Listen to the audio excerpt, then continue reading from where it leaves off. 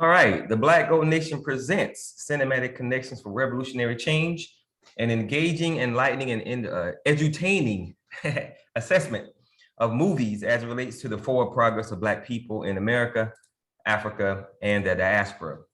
What is the Black Gold Nation movement? The Black Gold Nation movement is an international organization that seeks to liberate and save Black people by establishing our own towns/cities whereby we control the environment to make our people bigger, better, and stronger. So it is our contention, it is our foundation, it is our perspective that when we allow other people to control the spaces where we live politically, then we will always find ourselves on the losing end in those spaces. When we allow other people to control any system, any aspect of that space, any system that other people control, we will always find ourselves on the bottom of that system, regardless if it's the agricultural system, the educational system, the political system, the security system, the spiritual systems. When other people control a system in that space, we're going to be on the bottom. And when other people control the entire space politically, we're always going to be on the losing end. So since we, the supporters, the members, the leadership in the Black Gold Nation movement, since we no longer want to be on the bottom, since we no longer want to be on the losing end of anything, it is our motivation, our perspective, our foundation, and our position that we absolutely must be in control of the spaces where we live if we want to move forward, build up, and support the Black mind, body, spirit, and psyche.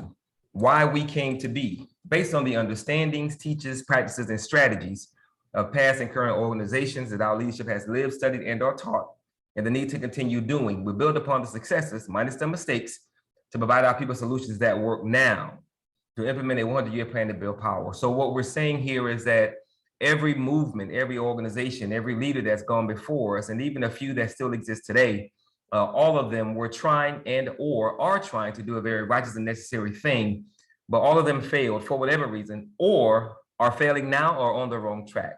So we want to study, we want to understand, and we want to learn, as we have done of those past organizations, as well as paying attention to current organizations, what happened, what is happening, so that we can build upon those successes, so that we can align ourselves with organizations who are on the right track, or are doing some things that are righteous and necessary and correct as we believe and we understand, so that we can build upon something that matters. Everyone that came before us did what they could do to run their leg of the race as best they could based on their understanding, the times that they lived in, and what they were trying to accomplish. So all of them had successes, and we want to learn from that, build upon that, but most importantly, we don't want to make those same mistakes because we don't have that kind of time. And as we run our leg of the race as best we can, we want to make sure that when we hand this baton to the next generation of Black leaders, we don't hand it to them with a slight disadvantage. We don't want to hand it to them at the same time that other people are being given their baton from other groups, but we want our children to have a lead, not because we got lucky, not because we got some nonprofit dollars, not because somebody did something for us, but because we put in the time, the energy, the work, the sacrifice to ensure that our children have a lead, not just for that time period that we give them the baton, but for the next 100 years. And of course, as we raise our children in a completely new and different fashion, we want them to always be thinking about a 100-year plan to build power, so that as a people, as a nation, as a tribe, we are always 100 years out, because we plan for it to be that way 100 years prior. So with that, we're going to turn this thing over to Brother Craig B. Lee, who's going to give us the breakdown on this movie, Selma. All right, Brother Craig, it's on you. Oh, you're muted. You're muted. Craig, you're muted. Oh, my bad. There you go. Yeah, great morning and grand rising. Definitely this film today that we're going to review, Selma, is, for me, one of the best films for anybody who is interested in doing grassroots advocacy and grassroots activism work. And so with that, we're going to go ahead and get started with the usual. Give me your perspective of the film, and then we can get into it. Overall, I thought it was a good film. I am kind of knowing about how things are going to end up. That kind of it's kind of sad for me, knowing that they were again, based on their understanding and what they were trying to do, Yeah, I'll say they were barking up the wrong tree, but they were definitely barking the wrong way. So it was entertaining and educational, because there were some things that were said, of course, that I didn't think about, as far as their understanding, and even the connectivity between the white power structure from the presidency on down to the local level. So they were most certainly fighting an uphill battle, with roller skates on ice. But Black people being Black people, we did what we could do based on what we understood, and we were certainly trying to make a way out of no way. So overall, I thought it was a good movie. But again, it was kind of sad because I knew what the outcome was going to be. All right. So as always, we start at the beginning of the film in the first few minutes. I always tell you, you can look in the first few minutes of the film and it'll give you a full perspective, abstract, I guess you could say, perspective of what's going to be contained in the film. So the film starts with Dr. King getting dressed to attend an event to receive an award. What event was he preparing to attend? The event to receive the Nobel Peace Prize. All right, and so now the question then becomes, what is the Nobel Peace Prize? Who is this named after? Shoot, I don't remember the guy's name, but I do know that he was not a person of peace. So, okay. Yeah.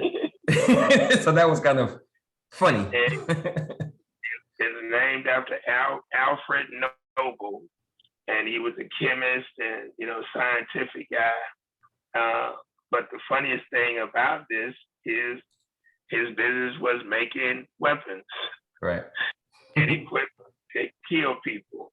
And so it's just interesting that dynamic was there, and so that really shows the hypocrisy of the philosophy system and game of capitalistic white supremacy racism. Yep. And he was prepared to receive this award.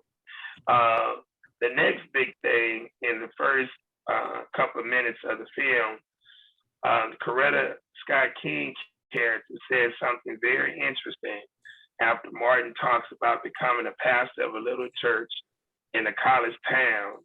He also referenced he'll teach a class and he'll do an occasional speaking engagement. And he's telling Coretta this, and this is 1964.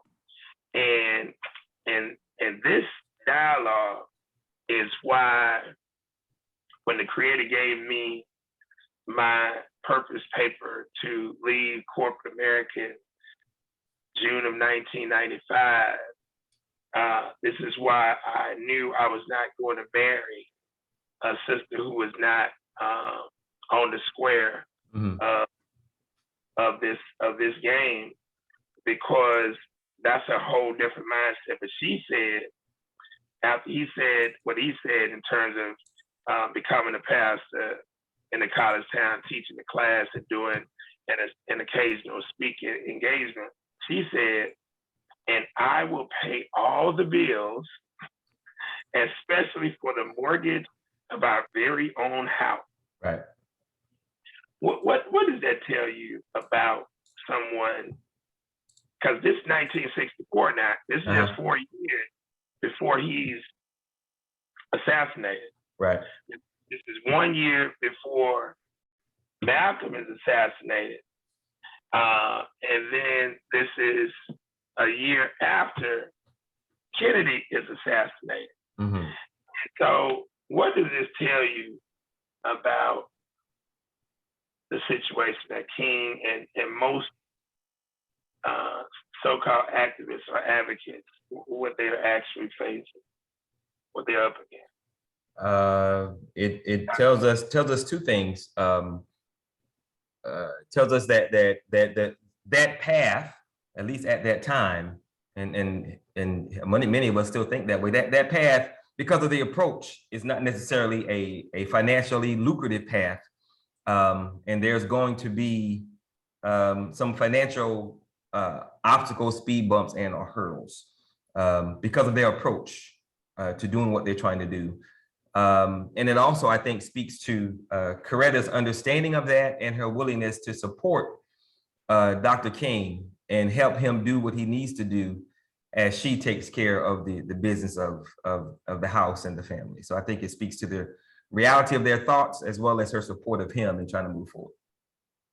Okay, and I also want to throw in that this was said a year after Medgar Evers was assassinated as well. So King had a perspective of the seriousness of what he was involved in. But what this told me, and having been now in this directly for 26 years here in Shreveport, what he told me was, and I said, fairy tales of individuals who desire to be activists and advocates.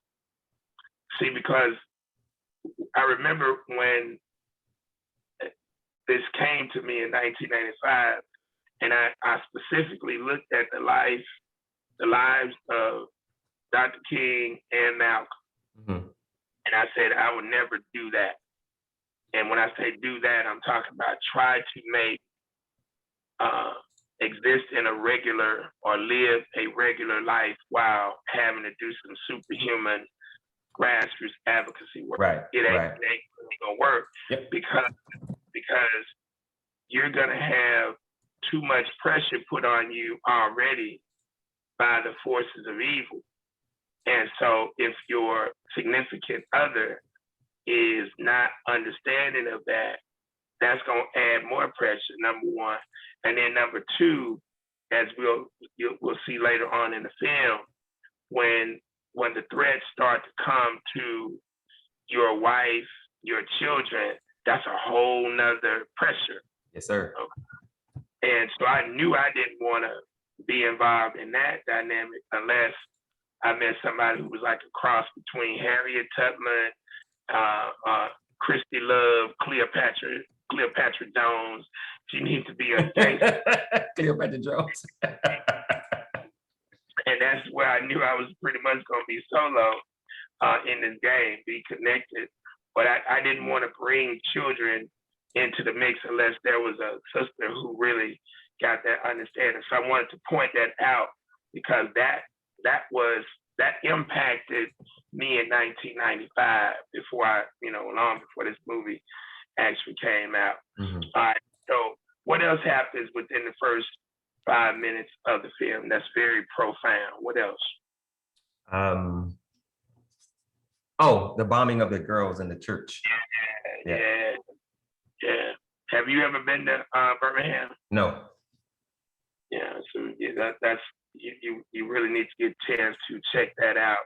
They've turned it into, they still conduct services at 16th Street. They've redone the structure, and but they have a dedicated memorial where the cracker placed the bomb on the side of the church in order to blow up those little girls. And right across the street from it, they have the Civil Rights Museum and the Negro League Museum right there in Birmingham. And you know, as I look back on this now 32 years later, my first job out of Xavier was with Navistar Financial Corporation. And I was based out of Atlanta, Georgia, but my initial territory was 80% of the state of Alabama. Okay. So I lived in Birmingham. I covered Birmingham, Gadsden, to the west, going west over to Tuscaloosa, going down south to Montgomery. And so I had a chance to see all of these historical sites. Selma, I've been over to Pettus Bridge numerous times, you know, and I'll never forget calling my mother from Montgomery during the first few weeks of training. And I was like, Mama, I'll be honest, I don't know if I can do this. Because this is the trucking industry, and I'm down here in goddamn Alabama, the home of George Wallace. And having the opportunity to see Dexter Avenue Baptist Church and, doing all of these things 32 years ago, it's just amazing when I see this film that has been a big part of my life and living in Birmingham and whatnot and then even when I came back here in 1994 from Atlanta to take over this territory for Asher Pharmaceuticals, I was dating a sister who was a newscaster in Dothan, Alabama. So I was still, going through, especially when I moved here, we still dated for about a year. And so having to travel through all those little country ass towns, going to Dothan, it was always amazing. And I have since gone to the other museum in Montgomery. It's something that people need to really check out because it's a lot of history there. But again, from the standpoint of how I was looking at it, I didn't want to role as an advocate the way that King and Malcolm played the game. So we I remember when I think it was last year when there were a bunch of quote unquote militant Black militia groups doing a march in Tulsa, Oklahoma, and we were talking about or you were educating me to the fact of how white people have really taken control of that space and they're not about to go anywhere. But of course they give Black people a few monuments as if that's going to appease the crime of what's been done, and the very family members who bombed or who had a role in bombing Tulsa, they are sponsors in the parade or whatever the hell they do there, which is really a slap in the face. So do you believe that across the street from the church where they have the Negro League Museum and the Civil Rights Museum, you think all of that is a part of the same appeasement game that they play against Black people? They do whatever to Black people, but if we give them a museum or whatever, then everything is fine. Exactly. I mean, and it's so gangster because across from the church where the girls were bombed, like I said, you got the Civil Rights Museum, and I'll send you photos of it.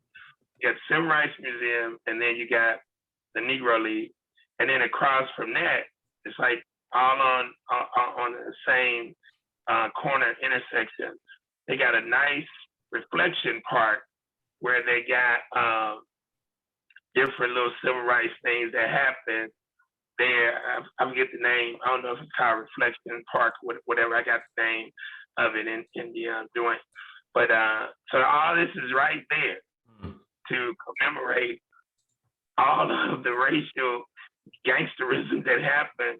And so they've learned how to capitalize on the destruction of our people.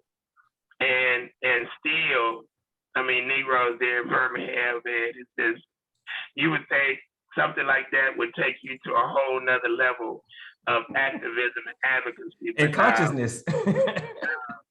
No, it doesn't, brother. Wow. It doesn't. And it's just unfortunate.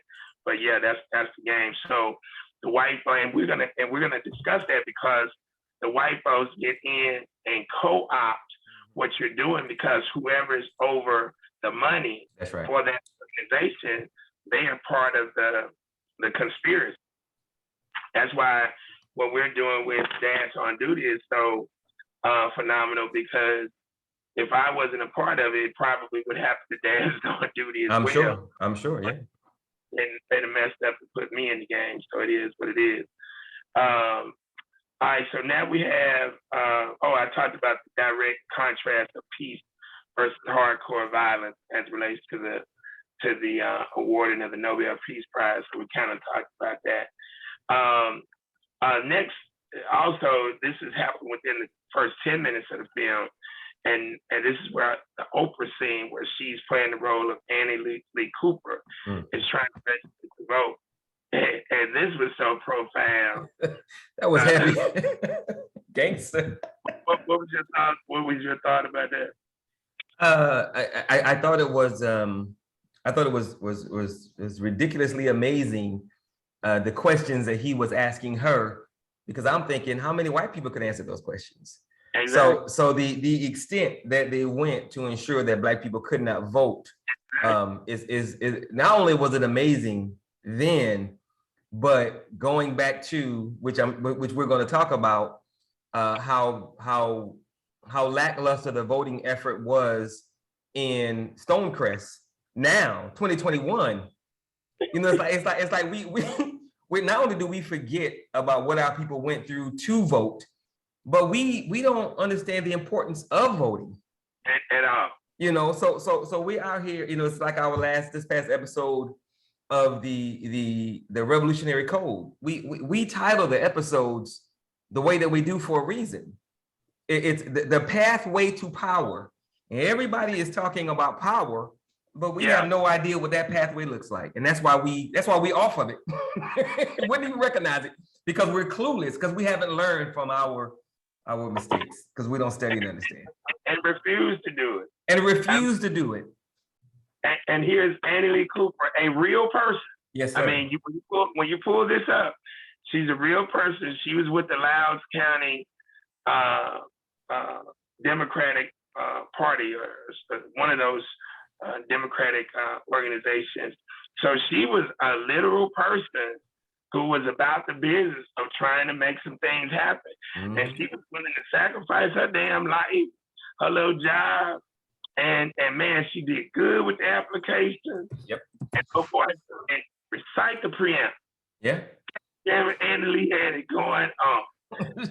And white boy said, how many goddamn judges are there in LA? What? They're out the park, boy, 64.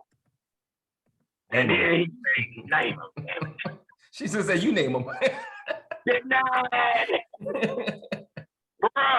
Bruh, that's, I mean, the type.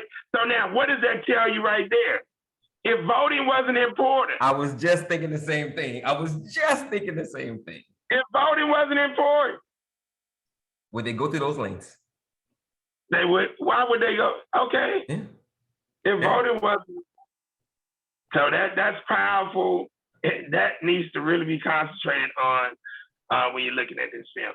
All right, so at the 10/21 mark, now we have President Lyndon Johnson making a very profound statement to Dr. King.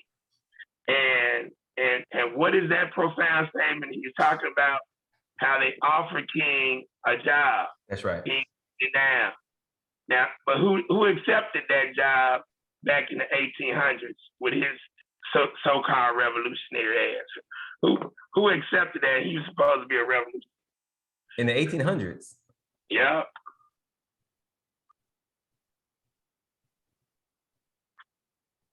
I don't know. Frederick Douglass. Oh, okay. Position as Solicitor General. Yeah. And then coming into the mid 1900s, who else was supposed to be this legal gangster that they offered a job and he took the same damn job that they gave to Frederick Douglass? Who was that person? I don't know. Thurgood Marshall. In the 1900s. The early 1900s. Okay, yeah. With the 30s. So see, he became the intellectual gangster with Charles Hamilton Houston, you know, with the landmark cases that they were fighting against, Brown versus education, all these particular cases. And so now, what does the government do? They offer him a job in the government. This is before he becomes justice on the bench, you know, before he gets to the court. Because now, if we hire you, guess what? We can control you. Yeah, because you can't go against us now because I'm hired. That reminds me of that piece in that movie, I'm Going to Get You Sucker, that you always reference every now and then. You run into the brother. I thought y'all was revolutionary. Go ahead and tell that quick story. Because it's a joke, but it's true. I mean, this is how they work. And so, but he said something else. Okay, so the job offer is one part, but then he says something else that's profound. Do you remember what that is? Was that when he said, you have your agenda and I have mine? Now here's where he's telling him and his assistant, I need, so they lead the room, whatever, King. He says, I need him leading the movement versus a militant type like Malcolm. Like Malcolm, right. You see, and so in comes how I crafted this whole concept of being a corporate grassroots revolutionary, culture social entrepreneur, and what? Grassroots hybrid. That's right. You see, so you can't get trapped as being a bourgeoisie Negro like King or a traditional revolutionary like Malcolm. You gotta have it where you're a hybrid, corporate grassroots revolutionary, because they coming for you. All right. No doubt. And what's interesting about that, Craig, is like, not only are they coming for you, but if you study history, you'll know how they're coming, because they always come the same way. It's like he hadn't changed his plan because it always works. Exactly, and that's why you look at the film Wag the Dog. That will really give you some perspective on how they roll as well. It's a political satire movie, but it is definitely on point, as they don't change it because the system has been working so well for so long. That's right. All right, so now we get to the part where Dr. King is pitching the federal legislation to stop voting discrimination. And Johnson counters with his legislation to end poverty for all ethnic groups. I thought this was very profound, because this introduces this whole, concept of King's last work. The last work is what? Ending poverty, which we know is bullshit. Sure, yeah, for sure. How do we know that it's bullshit? Because the philosophy, system, and game of capitalistic white supremacy racism is predicated on what? Capitalism, exploiting a particular group of people. The creation, permanent underclass, maintenance, and expansion of a permanent underclass. Yes, sir. Which is poverty.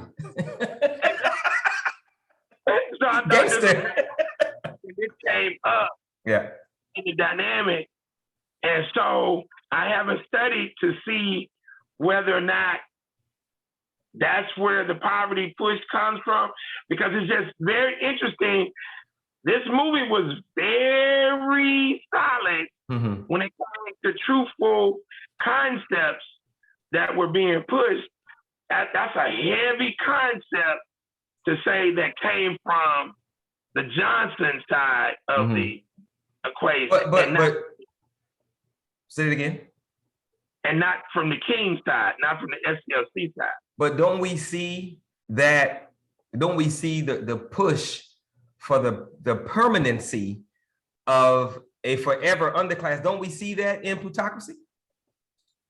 No, we see that, but the point I'm bringing out, Martin Luther King is attributed his last work beyond so-called civil rights. Oh, I got you. Right. Promoting poverty. Right. So I'm going to end poverty. Okay, right. Right, and that ain't about to happen. He's attributed with that. The guy in North Carolina, the Reverend. The Reverend, the heavyset brother, yeah. So he's rekindled that, right? Yeah. What do you call it? It's called Keepers of the Breach or something like that? Yeah. And so, but the movie is pretty much saying that idea came from the government.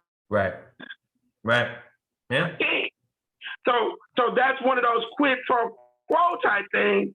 And we're going to discuss that, because when we look at the march, and there really wasn't no march from Selma to Montgomery. It was attempted marches, and then the completion of it. And that's the whole thing is real political as we move forward. But I want you to keep that in mind. I want you to notate that, because that is something that I'm going to do a little bit more research on, because that'll really show you how gangster the game is. Okay. That means that they gave Martin Luther King the idea, and the idea didn't come from him or the SCLC. Right. Right. All right. So then we have the scene as he now makes it, Selma. We have the scene where he's coming down, and the white boy hits him upside the damn head. Right in the face. Hey, bro. I don't know, man. That's heavy. Yeah, couldn't happen. Couldn't happen.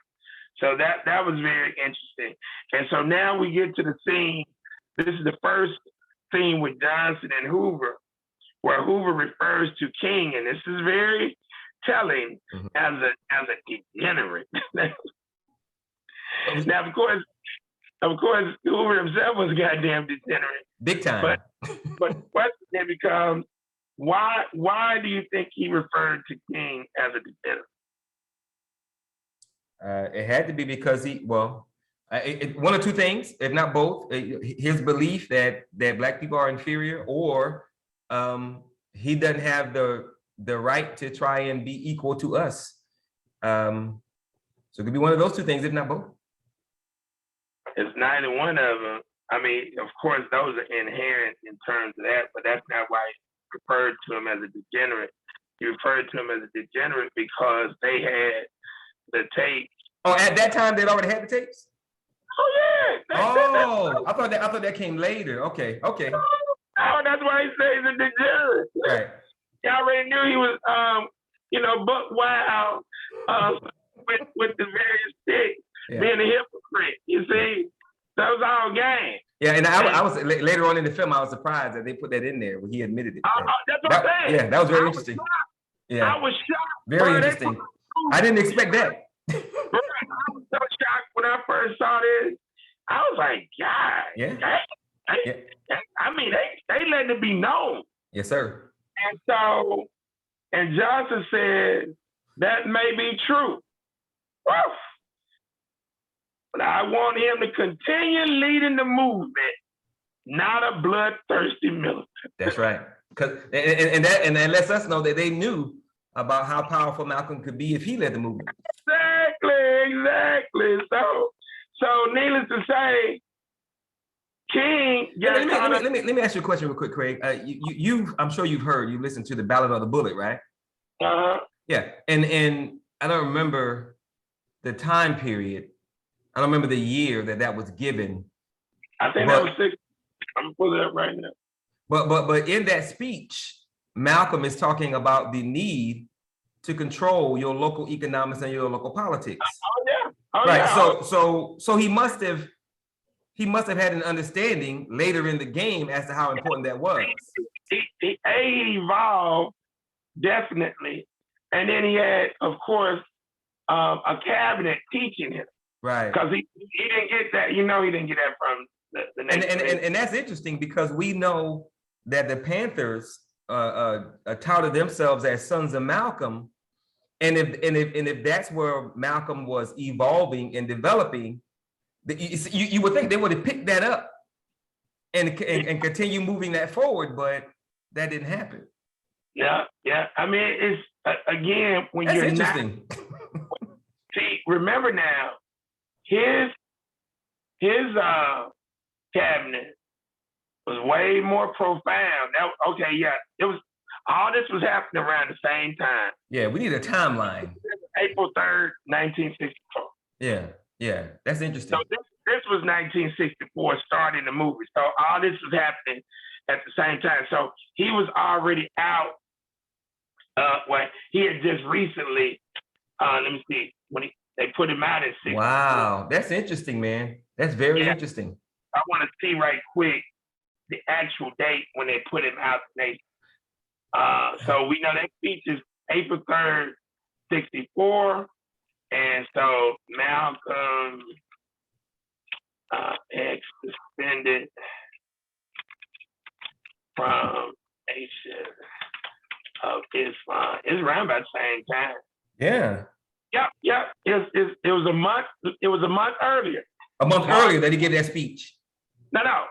It's a month later he did the speech. Okay. He was March the 8th, 1964. See, that speech comes after, because he wouldn't have given that speech if he was still with the nation. That's right. That's right. So what did you think? What did you think when the white boy punched Martin in the face? What did you think about that scene? And what do you think about that scene and the mentality of Black people to continue to try to integrate? What did you think about that? I mean, it's psychotic. Exactly. Exactly. It's absolutely psychotic. And when you study King, and I did a debate years ago at Southern University here, and it was called the philosophical ideology of King versus X regarding civil rights. And of course, I was on the Malcolm team, and my junior high school teacher, Ms. Loretta Z. Speed, represented. She was the captain for the King team. And the question came up about the influences of both individuals. And it was like a slam dunk question for me. So I took my time and posed a question to the King team. As anybody tell me Martin Luther King's real name? And my junior high school teacher, who was originally from Atlanta, Georgia, blurted out Martin Luther King. And I was like, that's a setup question, Mr. Speed. You should have known that. So the guy who became our first Negro mayor here, Cedric Glover, he was a state rep at the time. So he was on the team, and he said, Michael King. Okay. And I said, absolutely. I say, so, and now the professors at Southern who didn't know this were blown away, and they were like, damn. They were like, damn, Michael King. I say, yeah.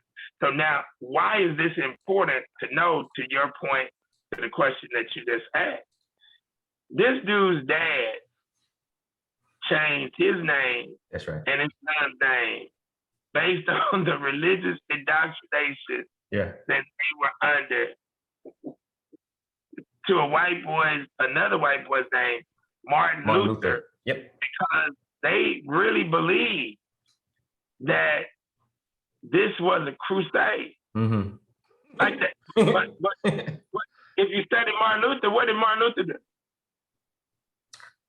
I don't know. Other than didn't he start the Protestant church?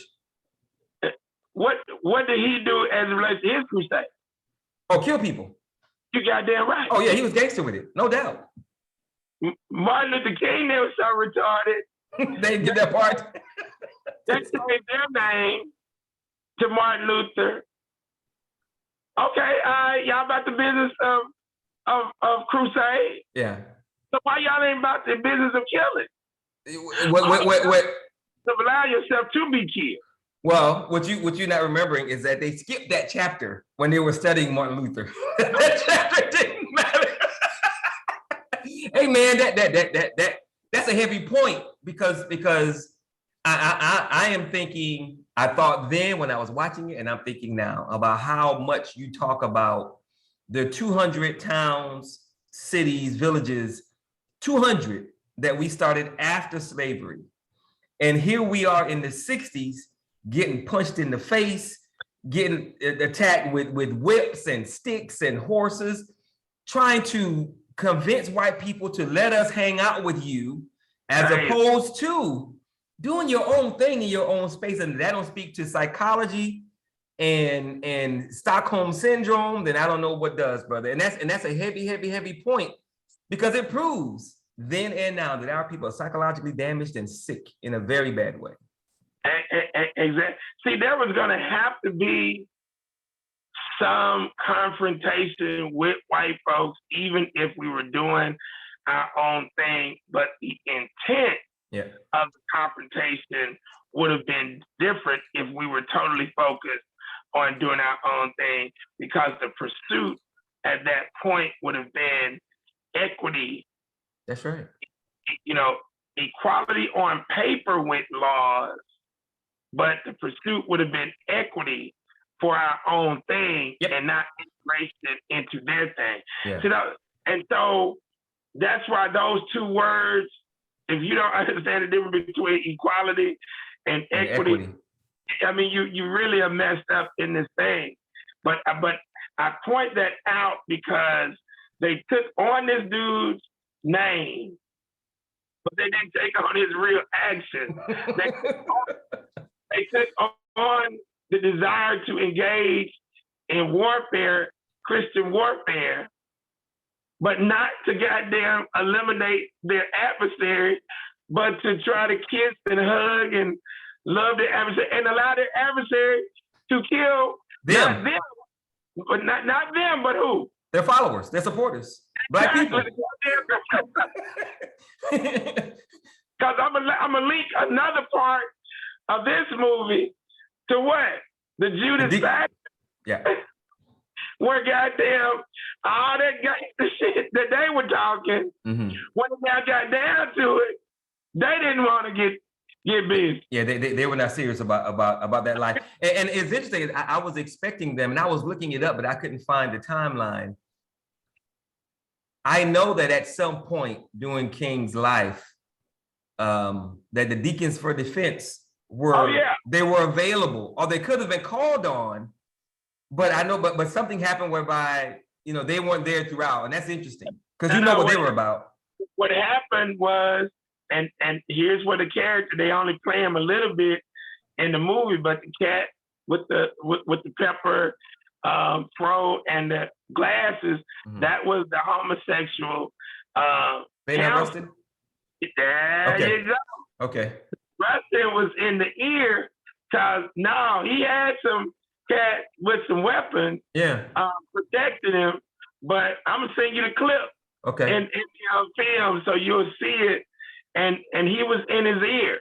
Yeah. You see, and Bear Rustin was a plant for the white folks against the movement. And now people just don't understand. This thing it's too gangster, man. Wait. If you think about it, Craig, you say that our people don't understand it, but when has it ever been taught? No, exactly. Yeah. But they attempt to believe that they know. Yeah. Because it's too complex, man. And so then we go on as it relates to that conversation that Johnson are having, and Hoover says, they can shut down men of power permanently and unequivocally. He put it out there, didn't he? Beyond the shadow of a doubt. And Johnson pauses and says, I'm very well aware of that. I'm well aware of that. So Hoover says, but if you prefer a different approach, we can go with the wife. Now you see why I go back to the beginning of the deal. Yes, you got to have a wife that's about that life and whatnot. So this was all a sham. And now from inside the King family, I could give you this direct intel that you won't ever find in a book. But I got this from my I guess you would say godmother, grandmother, Miss Lula Hank. She was retired principal in Georgia, Atlanta. And when me and Grams used to sit up and talk for hours. Grams, that's what we called her, affectionately called her, used to babysit who? Martin, AD, and Christine. Okay. So I get some inside information, and what people don't know about this wife thing, and this really shows you how messed up Martin Luther King was in the mind and how he had to tap dance around his philosophy. See, Martin Luther King was raised to be more privileged than white folks. Okay. So now what happened? He's coming up, his family owns, at that time they owned Ebenezer Baptist Church. Okay. That's how they made their money. Ma'am said they would hold the church open. Like if the sisters were late getting off work, they'll hold the church open so they can get them damn tithes and all. That's right. Gangster. And so King goes to Morehouse. But then he leaves Morehouse to go to Crozer University and Boston University, theology school and whatnot. Okay. The first chick that King wanted to marry, guess who she was? I don't know.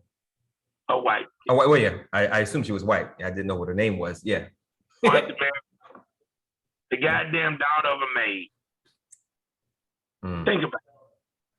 So he brings her back to meet the family. They can't let that go down. Yeah.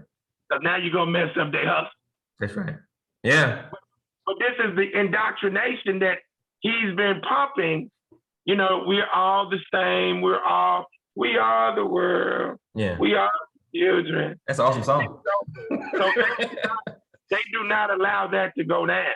Sure. So now he rebels because they need him to marry another bourgeoisie Negro. Mm-hmm. So he finds Coretta, but Coretta really is not a bourgeoisie Negro, although she's up studying music at Boston University. She's from Selma, and she's the daughter of a sharecropper. They didn't want him to marry Coretta. Okay. He marries Coretta out of spite. Spite. Yeah. Okay. So now, follow me now, back to Hoover's degenerate comment. Martin Luther King is sleeping with a lot of who? White women. Exactly. Yeah. Right. He's Yeah. a dick. Yeah. How dare he? Which I gotta agree with Hoover on that. Yeah, well, it's interesting that of all people, Hoover's gonna call somebody a degenerate. So I want to put that in the mix so you can understand. Yeah. Remember when we were at Xavier, there was a book that was gonna come out detailing the pillow talk of King, and Coretta stopped it. He said, she stopped the book from coming out. She stopped the book from coming out. And she stopped the book from coming out. Wow. Okay. Yeah, they were able to prevent that book from coming out. I'm quite sure it finally came out at some point, but that was back in the 80s. So after Hoover says we can, if you prefer a different approach, we can go with the white, he continues to say, we know there is tension. He said, we know. Mm-hmm. He said there might be tension. He said, we know. Yeah, because they helped to set up some of it. Sure. Yeah. There is tension, and they were tapping the phone. There is tension in the home already. Listen what he said. We can weaken the dynamic, dismantle the family. That was powerful. Mm-hmm. That's why I made the decision I made in 1995. I loved how they put the FBI logs throughout the movie. That's right. Yeah. Let you know they were listening from the very beginning. Yeah. Exactly. And so then the phone calls that Coretta was receiving. And so I have here discussed the phone call scene to hear. So that night when she had received the phone call and Malcolm was like, still the same, she said, yes. So she went to bed, and Martin, it just shows you the type of stress that he was under. Yeah, he called them Harry Jackson early in the damn morning. Just saying. I wonder if that actually happened to sing to him. I'm quite sure it probably did, brother. I mean, because I'm just telling you right now, you know, I haven't ever, I can honestly say in these 26 years, I've never been afraid. Mm-hmm. Although I've had death threats from white folks, I've never been afraid. But shit, I ain't called no damn thing. I just put some Bob Marley War on. Okay. So the same thing. The same thing. Okay. Yeah. You gotta have a. Yeah, I can dig it. Have a perspective of dealing with this thing on a daily basis. Sure. And trust me, just a little bit I've had to deal with pales in comparison to what Martin and Medgar and oh my goodness. Yeah, for sure.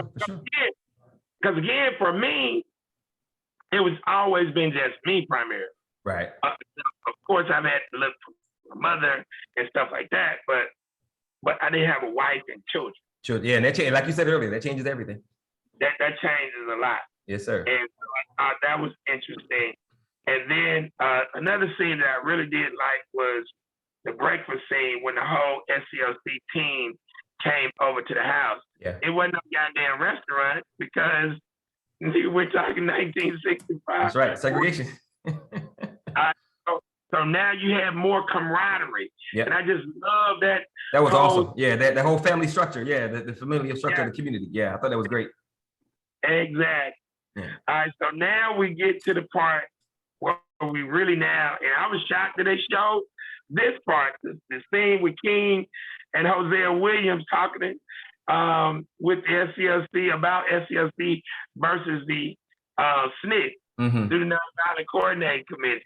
This is priceless because now you see the behind the scene politics with SCLC versus SNCC, Mm-hmm. and SNCC has a right to feel the way that they're feeling. For sure. Yeah. All they're doing is using grassroots people as props. Yep. To let their agenda. Yeah, and they make that part known when he's talking about, you know, how we gonna market this thing. Exactly. What kind? Hey, bro. Yeah. I tell you, that's why I love this film because they really got into a lot of things that I have to discuss with you and other people because these things are real. Mm-hmm. Now, Nick didn't understand marketing, optics, and all that kind of stuff because they were just truly out of the earnest of their own heart doing. So there's a truth component Sure. to what King and we're talking about. Okay. Yeah. But there's also a truth component to what SNCC is talking about. Yeah. And they weren't gonna never tell them the truth. Mm-hmm. That, hey man, we're using y'all as bond. But James Farmer understood that. Mm-hmm. John Lewis had drank the coffee. Right. Yeah. We find out later in the film what that is all about. Okay, so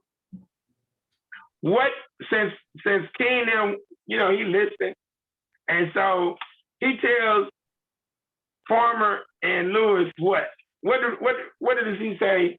The SCLC's philosophy of doing things is. What does he say? What does King say to them? Yeah, about their philosophy, how they engage. He said, yeah, those three things. He made it seem like they some gangster shit. Man, I can't. I see the scene and I hear and I see him talking, but I can't remember what the three things were. We negotiate, demonstrate, and resist. Yeah. We negotiate, demonstrate, and resist. Now, Tamani, you've been in the military. How the hell are you going to negotiate when you ain't got out? There ain't no negotiation. Negotiate with what? Yeah, you ain't got. And what you gonna do if we don't want to negotiate? So, but this is what now, because he was being allowed, because we know he's been allowed to lead the movement. Yeah. And we know now we start to look at history, what had already happened, since this is 1964, 65, what had already happened to let you know he was a token? I don't know. The 1963 March on Washington. Oh, okay. Yeah. Where they had the government cut them a check. Mm-hmm. King, A. Philip Randolph, Whitney, okay? Mm-hmm. So all of them got $200,000 apiece. It's a lot of money back then, man. Okay? A lot of money back then. So all of them were already on the payroll. Mm-hmm. But King, the way he looked at it was, okay, I'm getting this check, but I'm still gonna push. So now you're in a goddamn dilemma. Yeah, really. See, you can't push and you're getting a check and you're sleeping with white chicks and you're smoking and you might be having some homosexual activity going on. I mean, it's too much, bro. Wow. Okay. It's too much. Yeah. Cause our boy Malcolm's teacher, political teacher, Adam Clayton Powell, when they tried to come and disrupt, and this was a part of Godfather of Harlem, Clayton Powell confronted King and said, I wish you would try to disrupt the 64 Democratic Convention. He said, I'll put it out there that you running up in Bayard Rustin and he running up in you. He said, I'll put it out there, nigga. That kind of activity has been documented between those two? Yeah. Oh, wow. I didn't know that. Yeah. Boy, I'm playing no game with them cats, man. Okay. And so, yeah, it was contentious. Because you remember in Godfather Harlem, they show you how he helped this whole 63. Oh, sure. Oh, yeah. Yeah, no doubt. Remember? Yep. Because he was in alliance with Malcolm. And Bumpy, yes, sir. Yeah, so there was a lot of politics, man, a lot of politics. And so when he talked about negotiating and demonstrating and resisting, he now goes on to say, and on our best day, we could get our adversary. Our adversary helps the matter by making a mistake. So it's all a game. Yeah. To try to get media attention, and we're gonna find out about why they were so focused on that, but that's where it's at. But the brother brings out Albany, Georgia. And so this is a great example of political theater. And if you read his book, and this is a book you should get, because I was reading it, going through it at the same time back in 99, 2000, but Why We Can't Wait. And then in that book, and when he says why we can't wait, he ain't talking about us. He talking about America. Because this is where you'll find that King, when he's writing about America, he speaks about America in first person.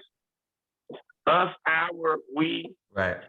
And then when he's writing about African descendants, Negroes, or Black people, he refers to us in third person. Yeah. The Negro. Yeah. He, him, his. He detaches himself. Yeah. And you see it throughout that book. But in that book, he uses a term, and it's called the creation of physical tension. Okay.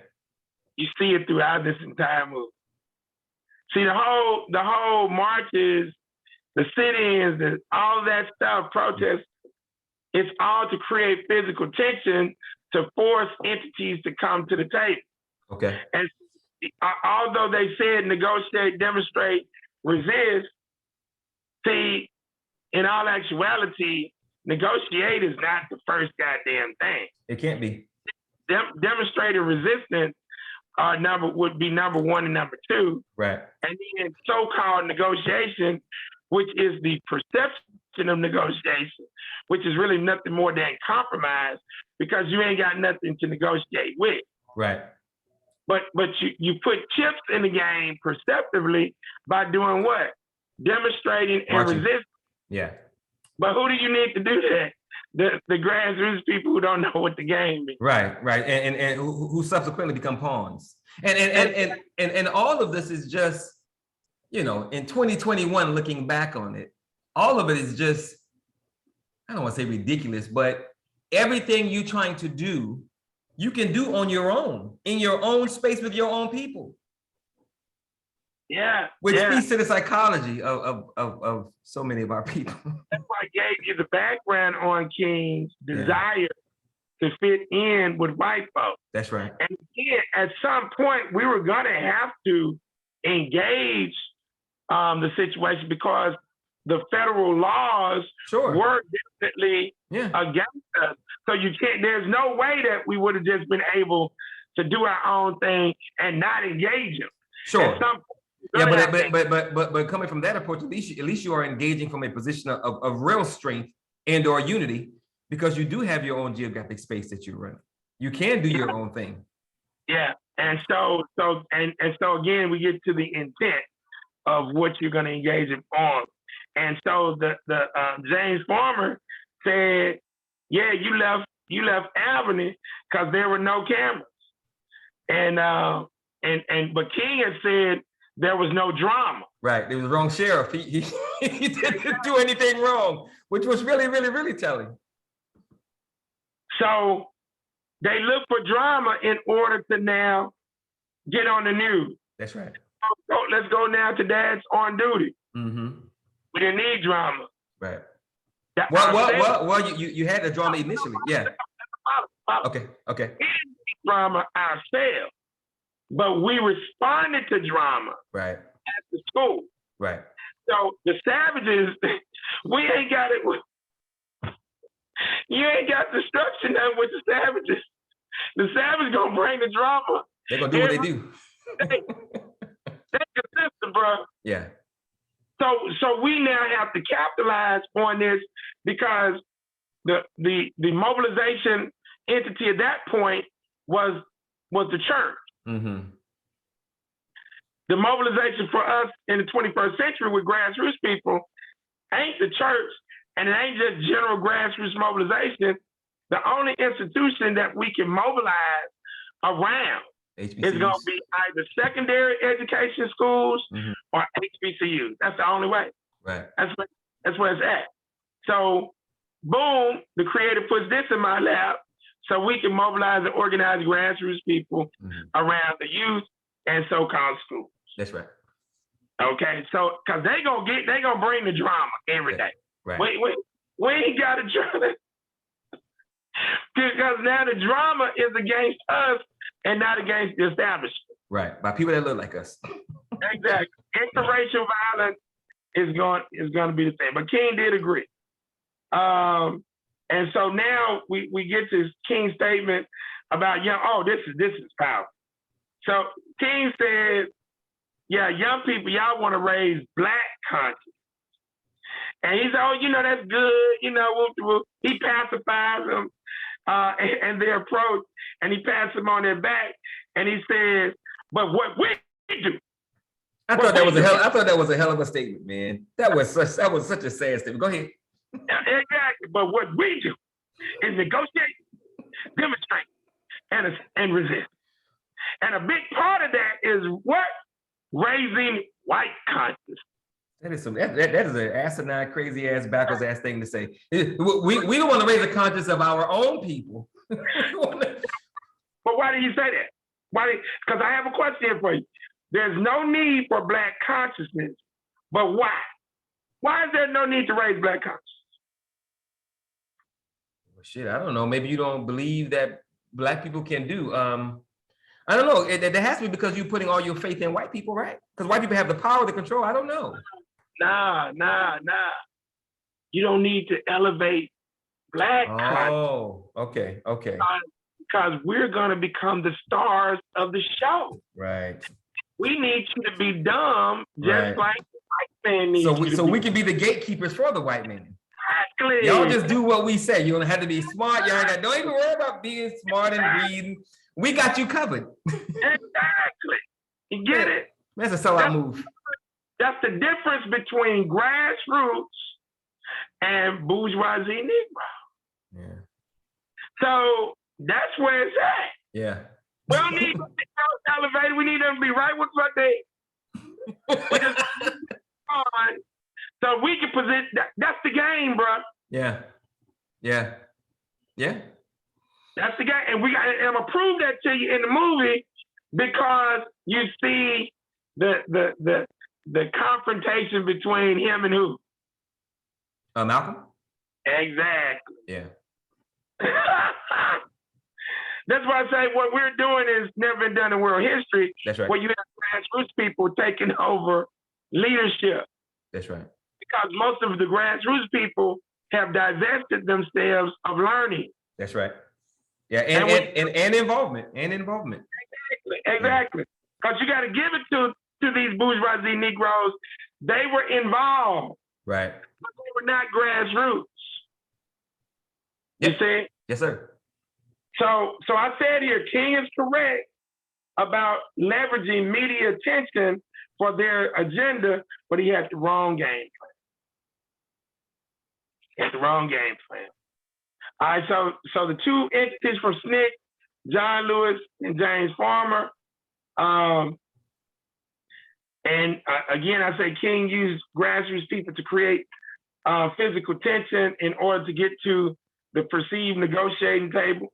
Because you are at the table, but again, they ain't doing no damn negotiating. Mm-hmm. They have no recommendations, but you ain't got no power to enforce nothing, so you're not negotiating.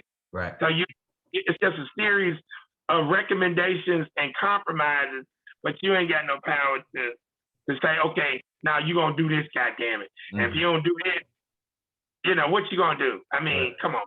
I mean, really. So they really want to just take your ass out.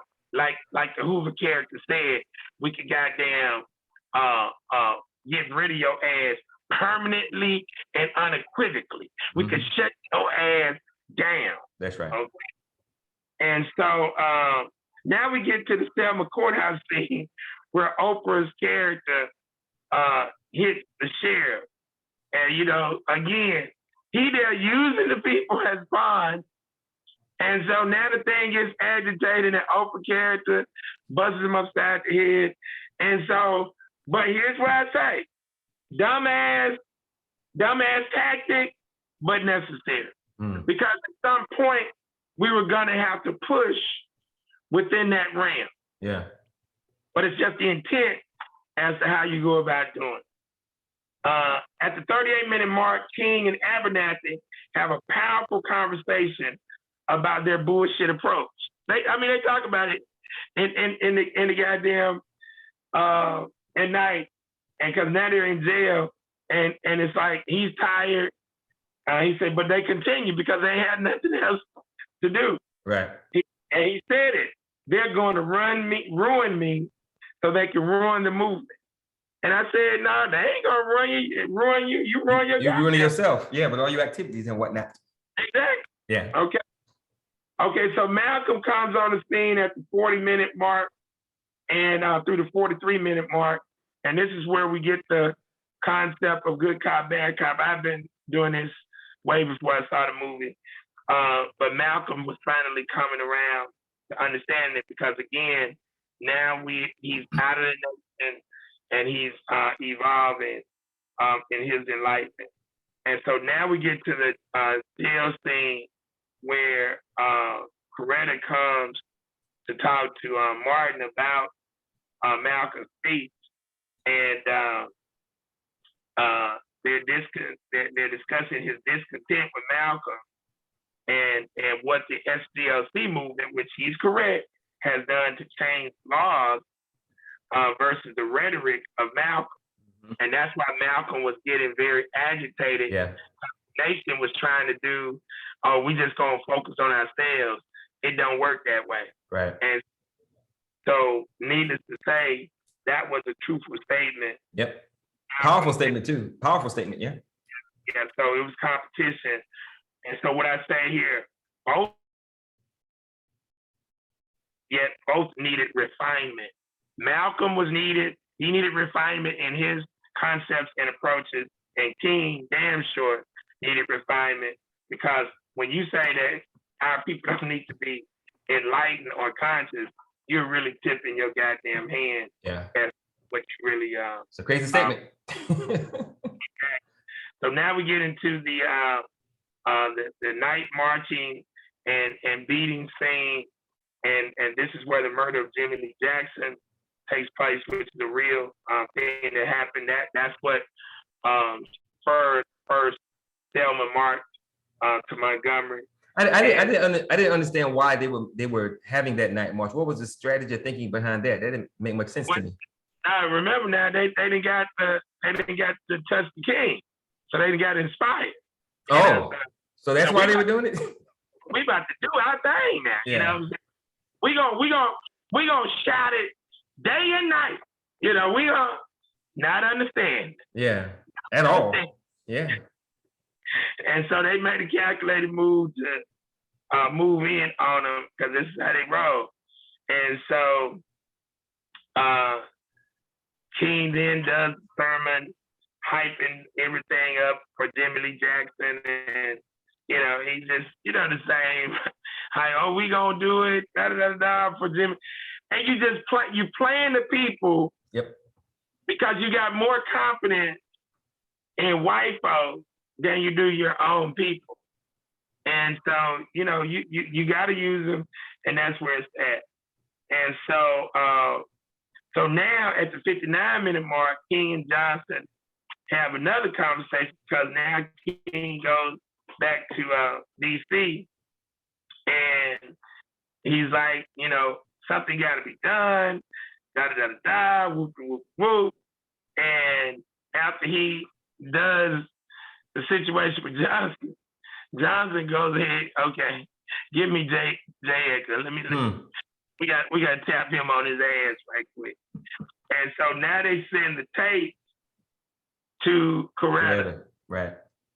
And so now he got his ass in the living room. They listen to the tape, and at the 1 hour mark, you know, there is sex talk, murder of her, the children. So now we're into whole counterintelligence game plan. And so she asked him, "Do you love me?" Mm-hmm. So he says, you know, after a short little pause, yeah. And then she asked, "Do you love the other?" That was a longer pause. It was a longer.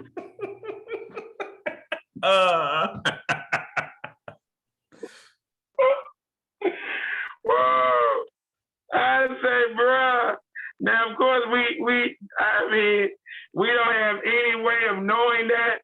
Yeah. But what they were trying to do with that scene is letting you know King had some serious goddamn entanglement. Yeah, and she knew about him. Okay. Yeah. But you know what she gonna do? I mean, she a goddamn music teacher, music pianist, and she got 4 damn children. I mean, what she gonna go? Okay. So, yeah, she gonna survive. In the mix, she like the status. Yeah. You know, and it's my belief. I don't believe that. I don't believe the little fat Malcolm the third. Martin. I mean, Martin III. I don't think that's his child. You don't think that's him? Because you can look at the other 3, bro. They look just all them look alike. He don't look like neither one of them. It's possible. It's possible. He don't look like neither one of them. Cause look, hold on, let me see. Let me pull this up. Let me see what year he was born. Let me see what year he was born. He's born about 6. Let me see what year he was born. I don't think that's his to be honest with you. I ain't gonna lie to you. Cause I look at that dude and I say, man, I don't think that's his son, man. So there's a question posed by a sister Linda on Facebook, Craig, and I'm gonna ask you since you're looking for something. She said if MLK was a pawn, why all the multiple arrests? I mean, that's real basic. Right. That one of the easiest ways of creating the illusion, and these weren't arrests like arrest. These are like staged arrests. I mean, it's not like somebody's coming after you for like to your house and arresting you for trumping up charges on you. These are arrests for quote unquote civil disobedient arrest. Okay. Yeah, you weren't the only one arrested. They were arresting grassroots people. I mean, that was part of their strategy. That the whole arrest thing was to flood the system so that they would tie up the court. Right. So that was a calculated move that they were trying to make to now create a lot of work for the system, so they would get tired of going through the process. Okay. Because they knew that they had money coming from white folks, and that's who was the primary benefactor of the situation. So yeah, don't get caught up in the rest thing like it's like a badge of honor type deal. No. Those things were part of the strategy. It doesn't lay the foundation for anything essential with the overall essence of that. But he was born 1957. Okay. So again, I don't think that's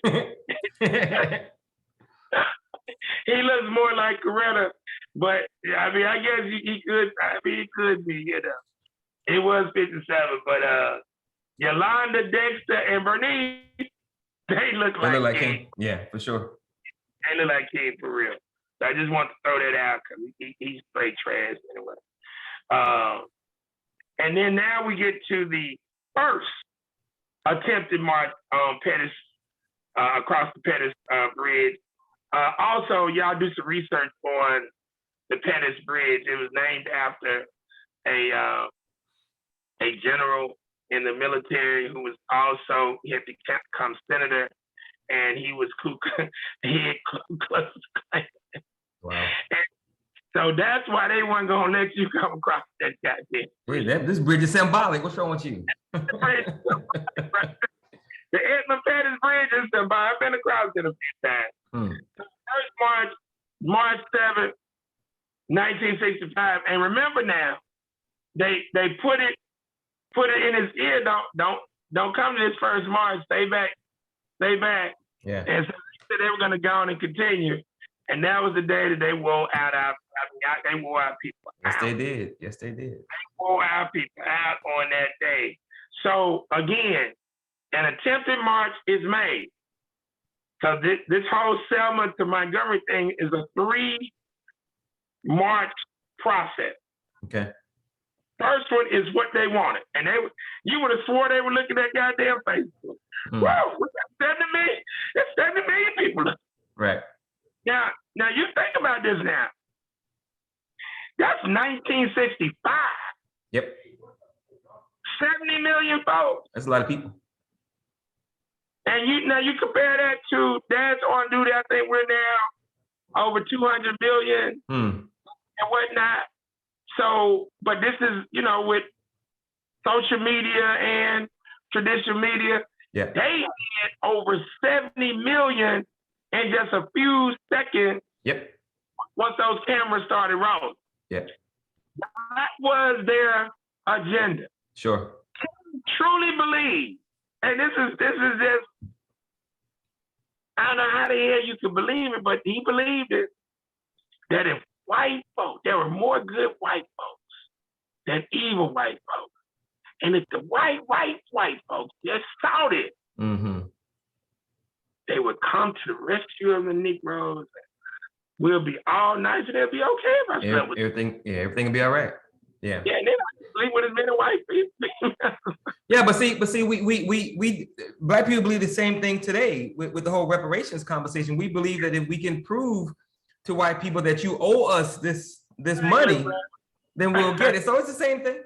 It's the exact same thing. It's crazy, man. Our people, I get it, man. I get it. But now we get to the Cuba Gooding scene with the judge. He's playing a top-notch attorney from Montgomery, Attorney Gray, powerful guy. This is really going to explain the second attempted march, because that was, I want to get your take on it, but we're going to get to that. So we get to the second attempted march to Montgomery, and this is at the 1 hour, 27 minute mark.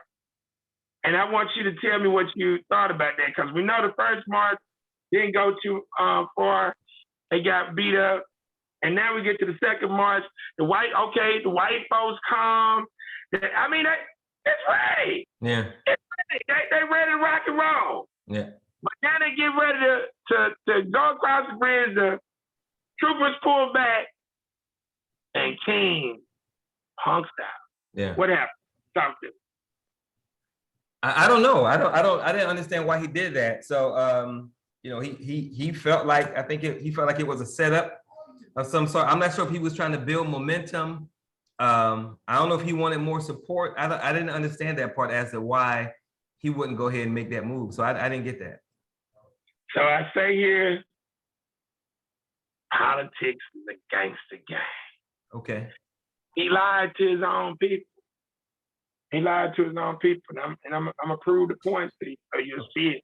It's in the movie, Okay. but you got see. But if you ain't in the game, you wouldn't know that he lied to him.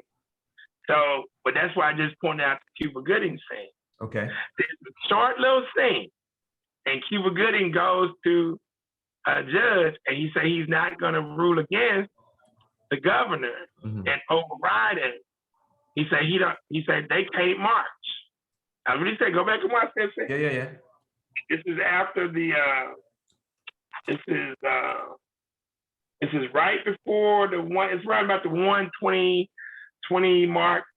That'll be a good part to start because it's in between 110 and 127.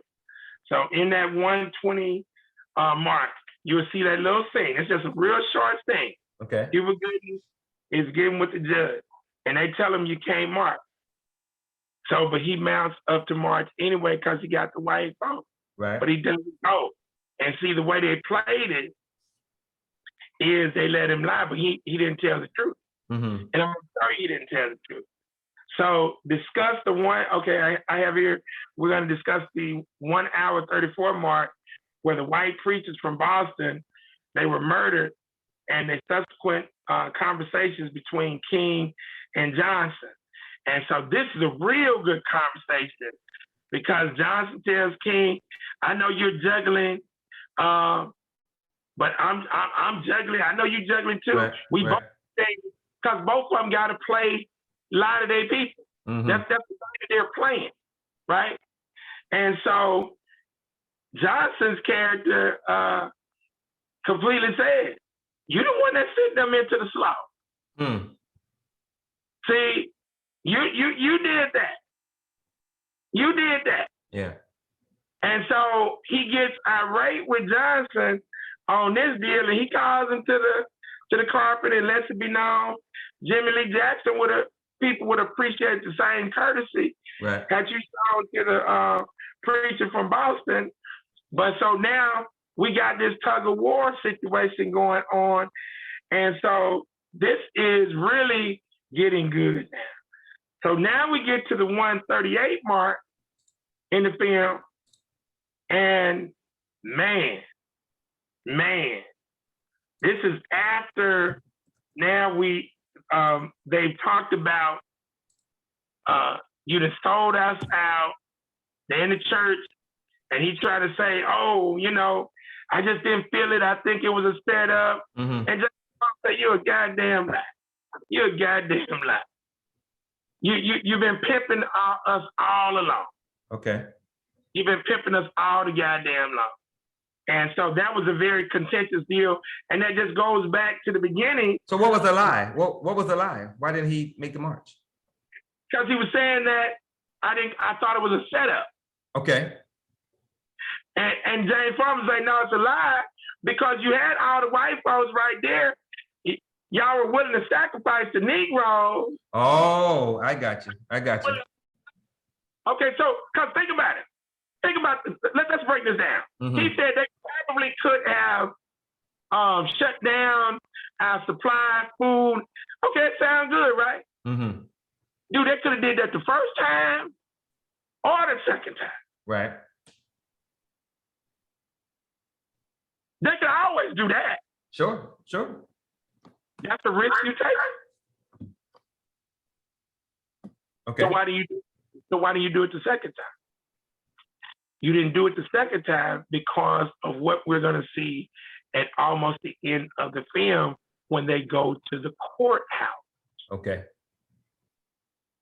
Why is that? Because now you see what the Cuba Gooding short scene was really all about. What they were trying to do was to get what? Full-scale federal protection. Okay. Okay. Full-scale federal protection. So King didn't want to die. They just want to create the illusion of dying. Mm-hmm. Just like the Black Panther Party in the movie Judas Factor. Okay. But when the plant in the Judas Factor told, oh boy, let's go blow this thing up. He said, no, I ain't with it. That's right. That's right. The game is to create the physical tension, man. It's not to go through with the overall situation. They just don't tell the grassroots people that because they're being used as pawns to create what? The physical tension. Right. You need tension created in order for the people to come to the and of course we can see the same thing with whole Grandmaster Jay and the armed militias creating the physical tension because it looks like, oh shit, some shit is about to pop off, but ain't nothing really about to happen. Exactly. Yeah, exactly. Yeah. Exactly. And so now, and this, I was damn shocked when they put this in the movie. I'm just like, at the 138 mark, he picks up John Lewis, and now he exposes the SCLC hustle. And he say, hey man, we can't keep on going on. Nigga, I'm gonna have to get up out of here, man, because Johnson ain't gonna move. Yeah. We done played our card. But wait a minute. I believed you. I thought y'all had the power to negotiate. You ain't got no goddamn power to negotiate. You ain't got no goddamn power to negotiate. You only have the power to compromise. Right. That's it. So there's no fear of loss of life. Now so let me get this straight. You believe that you are shocking white folks by using Black people to get killed, bit by dogs, beat upside the head. That's going like this invoke some moral confidence. So we need to, let's stop. Let's just stop. No, it don't work that way.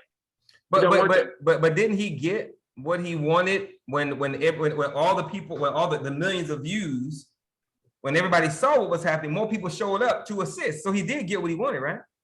Exactly. So now you're supposed to go on and go through with the mark. Right. Okay. In the Cuba Gooding scene, the judge told him not to mark. Get it? Yeah, I get it now. Yeah. So he's kowtowing to the power structure. The judge, I'm not gonna go against the governor, and I don't want their ass marching. He pushed just enough, but it didn't go all the way through. Okay. Because what was he really wanting? Federal protection to march. Okay. Because ultimately they wanted what? The passage of the voting rights bill. The voting rights bill, yeah. It's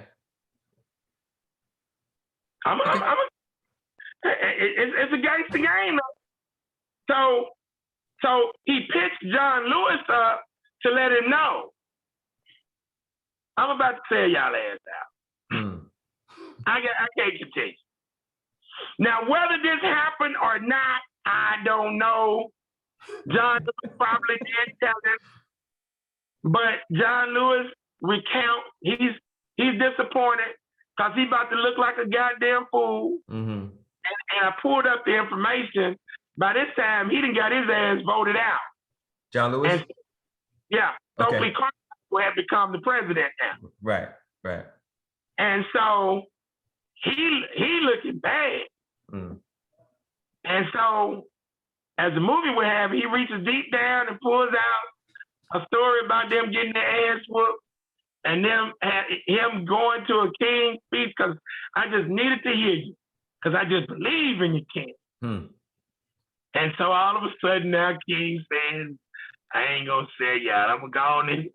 Yeah, to change your heart. Well, it could happen that way. I don't. Yeah, it's possible.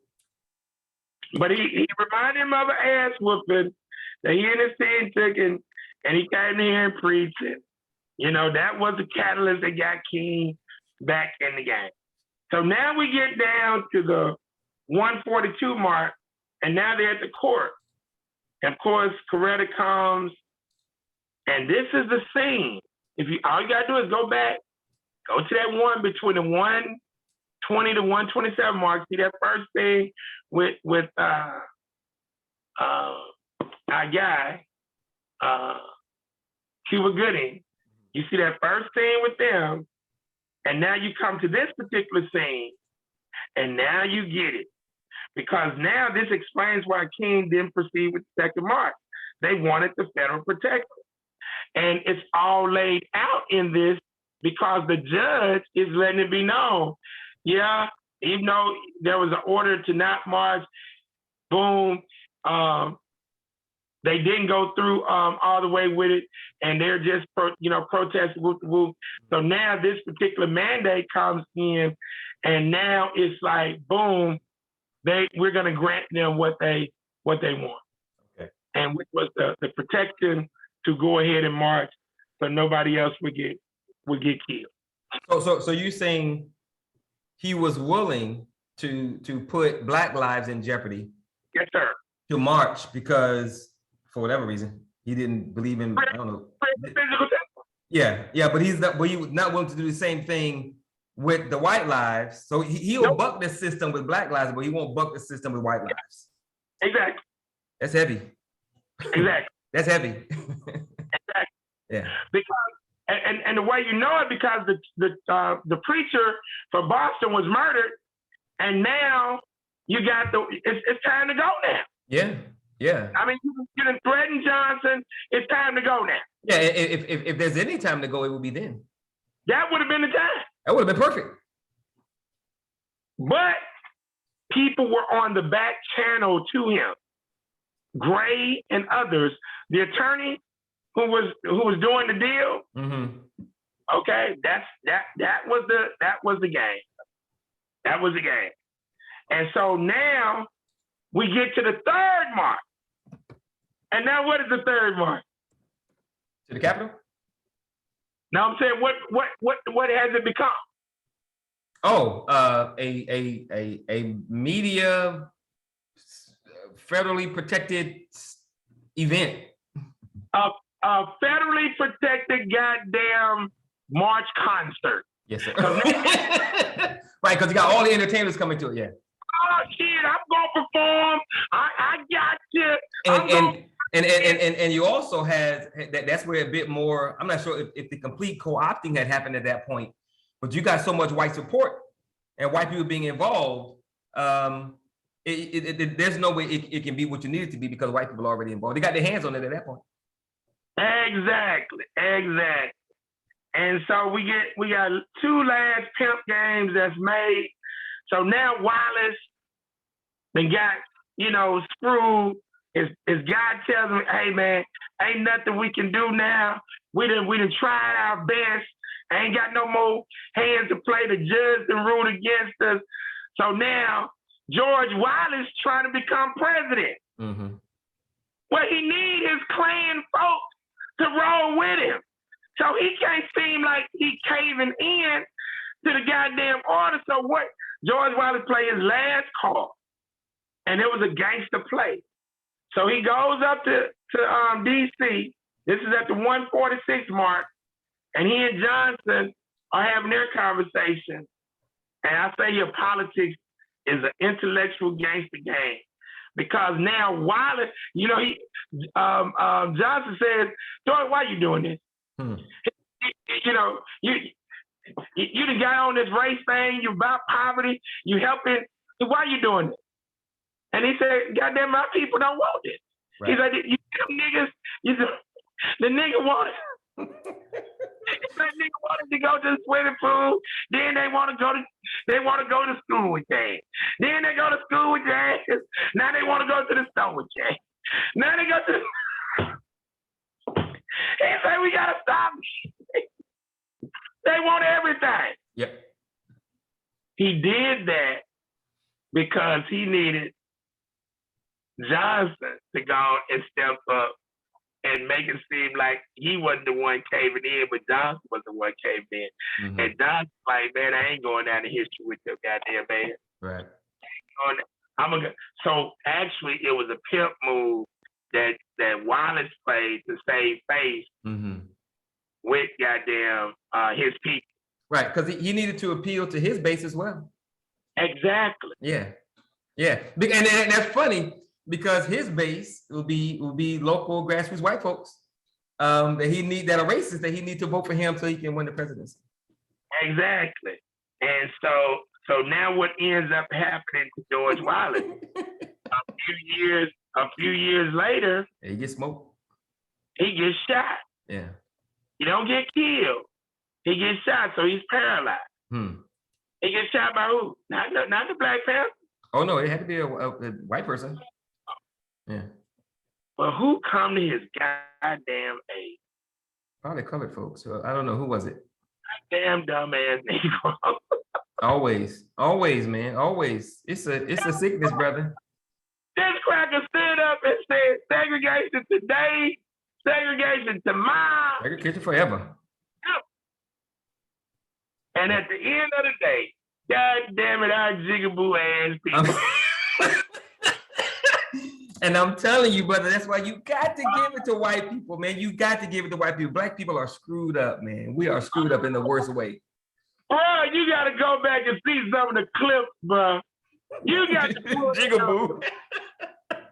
These jigaboo ass Negroes, man, stood up with a Klansman who helped to kill your people. That's crazy. I mean, it's just, hey, bro. Okay. Hey, man, you got to say it for what it is. It's psychological sickness, brother.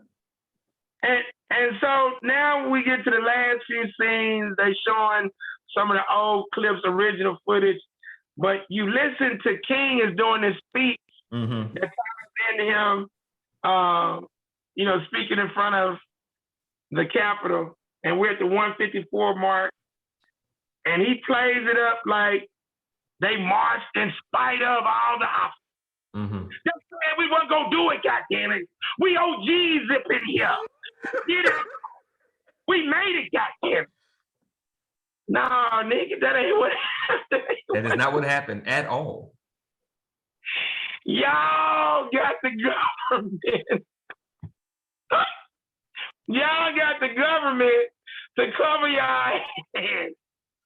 And now you talking. See, that's what the rappers call stunting. Now you gonna stunt. Yeah. Because you got the clout now, right? And so that's why I say, even though they're manipulating them, he playing the pimp game, which is the game is to be sold, not told. That's right. This is an absolutely powerful movie for anybody who is talking about being in this political world. I mean, if you don't know how to think, critically think, yes, sir. Stay at home. Stay on the sideline. You got to be able to critically think and connect the dots.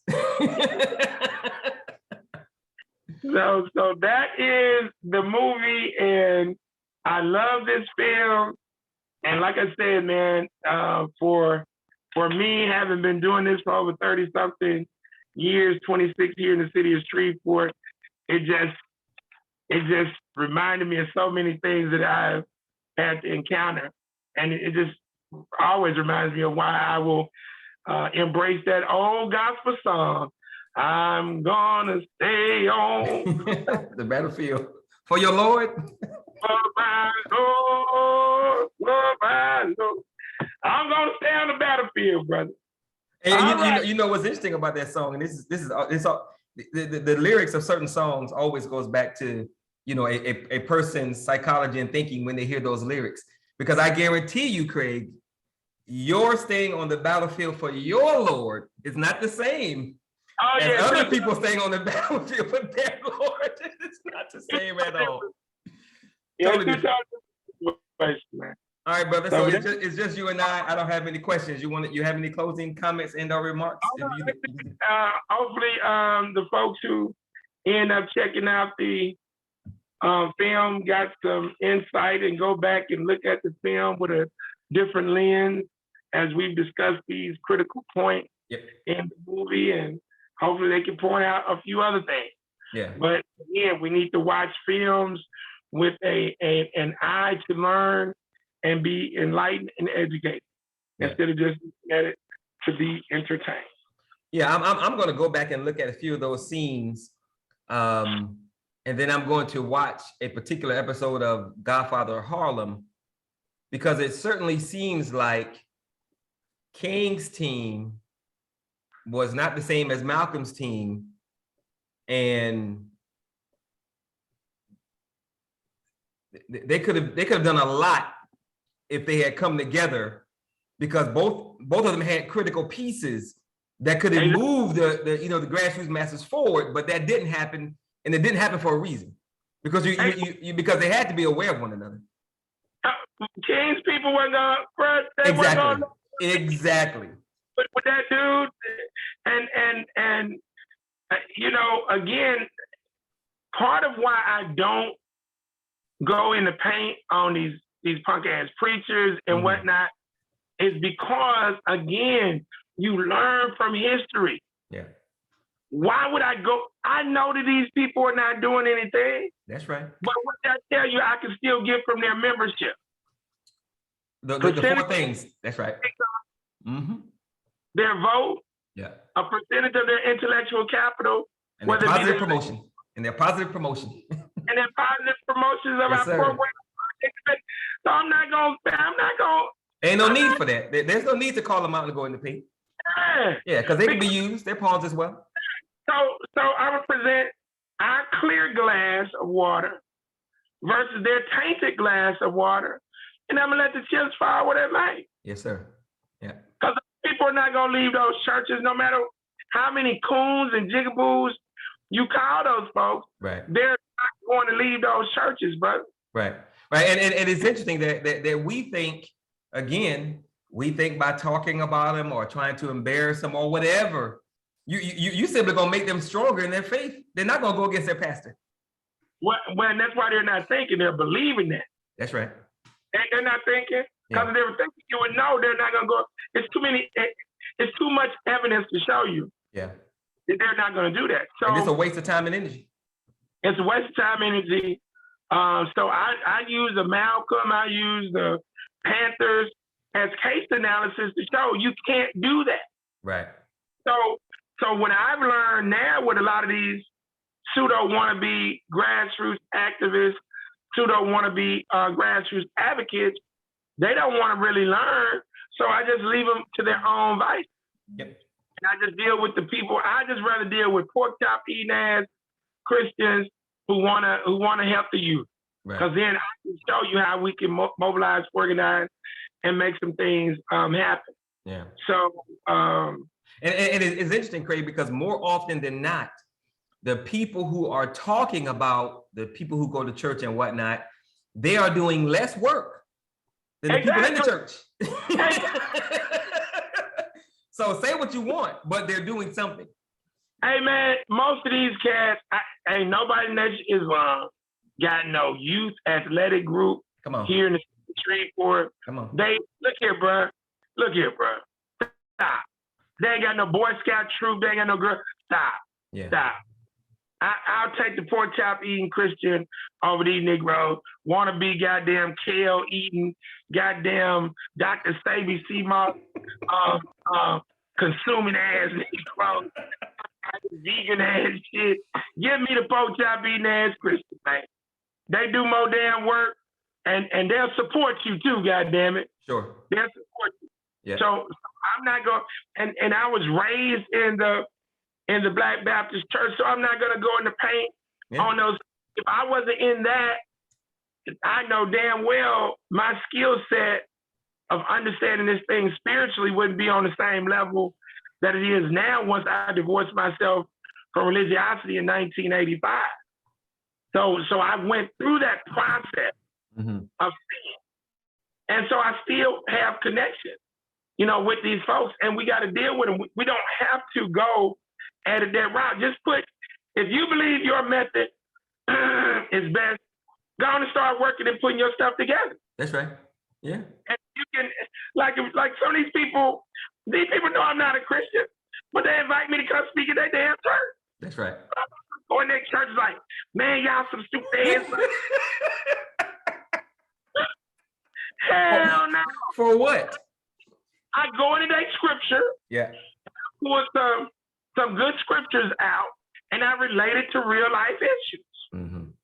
Because these are allies that we gotta use, man. That's right, right. And we can't afford to turn any allies away, man. We don't have that luxury.